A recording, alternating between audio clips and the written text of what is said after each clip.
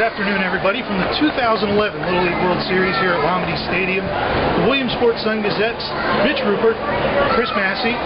We're here hoping to give you a little extra insight into this year's Little League World Series. Chris Massey covers the U.S. side of the tournament, and we're going to be talking a little bit every day about what you have seen at the Little League World Series this year and what you will see that day. So let's get it started off right. Obviously, the only thing we saw yesterday was the parade. Let's have a little bit of an overview, Chris. How does the pool play work and the rankings and the standings each day? Basically, there's only two pools this year, the U.S. and the international. What they're doing is you're going to have your first pool of 4 on the U.S. side, which is being played today. That's Montana, South Dakota, and then Warner Robins, Georgia, and Lafayette, Louisiana. The two losers of those games will play each other in basically an elimination game. The two winners will play each other. The same way on the other side, with California playing Rhode Island and Keystone playing Kentucky. And then at the end, instead of having if games at the end, what's going to happen this year is it's a modified format. Whoever comes out of each winner's bracket, they'll play, like, let's say California were to play Louisiana.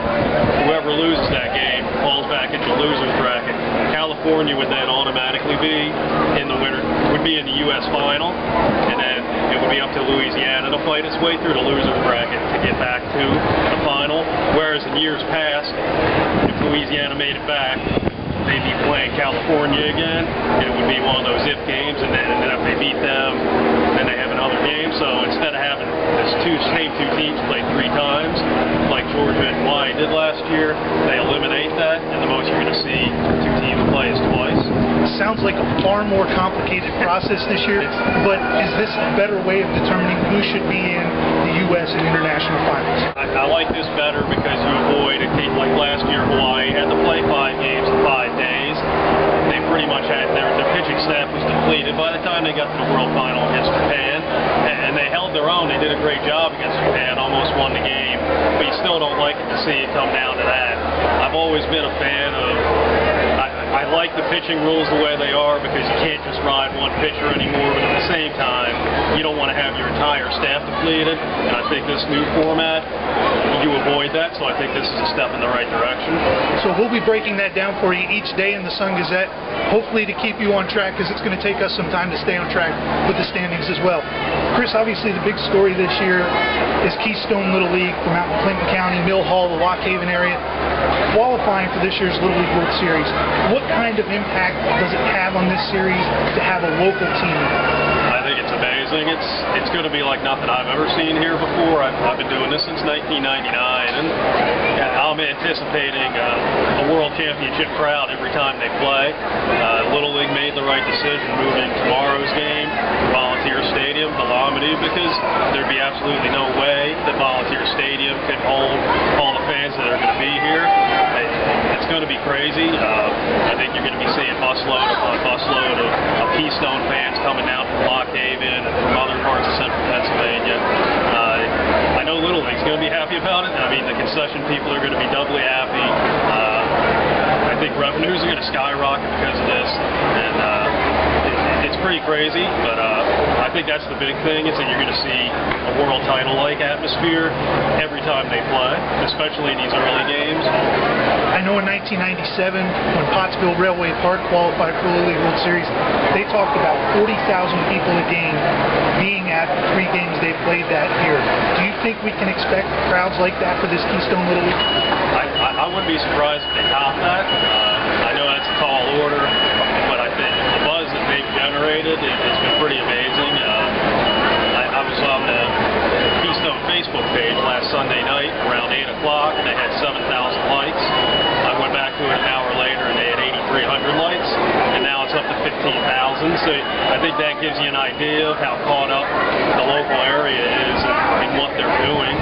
So that's why it wouldn't surprise me if they make a run at that 40,000 and even top it, especially when they're playing on the weekend, and a lot of people have the time to get here and watch them play. Obviously, it's a great story to have Keystone Little League here, but let's speak realistically. What are their realistic chances of winning a game or two, or even advancing into the elimination portion of the tournament? I I like their chances, and that's not a local reporter trying to pump up the local team. That's an objective view. I think they're a better team than Kentucky. That's who they play tomorrow. Kentucky has a great pitcher, and on any given day, great pitching can shut down great hitting, which Keystone has. But I think Keystone's good enough, they're disciplined enough that they'll find a way to get to him eventually. And Kentucky, after you get through their top of the order, their offense isn't that great. I think Keystone, the way it pitches and plays good defense, I think it'll be able to scratch out enough runs to win that game. And looking at the other teams in their pool, I think they're a little stronger than Rhode Island. I think their pitching's a little deeper. And California's tough. I think California's the best team overall, mostly because of their pitching, also because of the competition they've seen. But I can see Keystone hanging with them. And, I'd put Keystone in the middle of the pack. I would go California and Georgia and Louisiana, and then I'd put Keystone right there, maybe around the number 4 slot. So I think they definitely have a chance to make a run here. So, Chris, with your focus on the U.S. field, give us the 3 players that we need to watch out for in this Little League World Series tournament. I'd say Hagen Danner from California's maybe the guy that you'll hear the most about as this series goes on. He was phenomenal in the West Final against Red Bluff, California. Pitched a 3-hitter, struck out 13, throws. He can get up to the mid-70s, but he's got good breaking stuff too.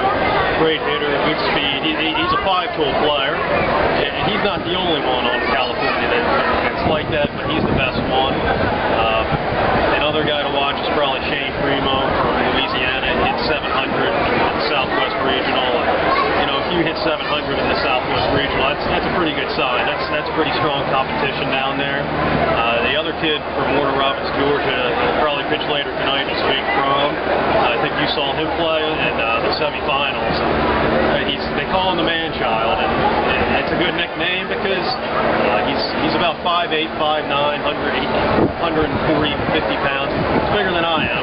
That's not saying much, but for a 12-year-old, it's pretty good. And he can bring it harder than any pitcher I've seen in this field. He was up near 78 against Florida in the Southeast Final, and he shut that team down. And Florida was a great team, great hitting team, and he just overpowered them. And he's a great hitter, great shortstop. He's got the whole package. So him and Danner and Primo, maybe the 3 best players in the field, based on what I've seen on TV so far.